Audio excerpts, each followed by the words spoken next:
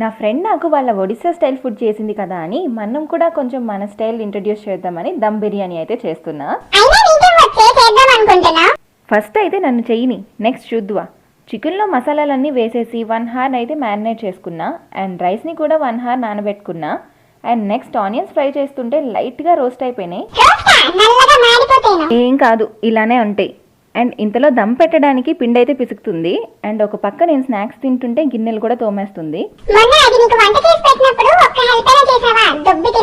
ఇట్లానే దాన్ని పట్టించుకోకండి. అండ్ నెక్స్ట్ రైస్ని కొంచెం మసాలాలో ఒక 70 to 80% కుక్ చేసుకున్నా. అండ్ నెక్స్ట్ అన్నీ ప్రిపేర్ చేసి దమ్ అయితే పెట్టేసా ఒక 20 to 25 minutes వరకు. 25 minutes తర్వాత తీసి చూస్తే స్మెల్కే నోరు ఊరిపోతుంది. ఓవర్ చేయకు, చాలా బాగుంది. నేనేనా ఇది చేసా అని నాకు అనిపించింది.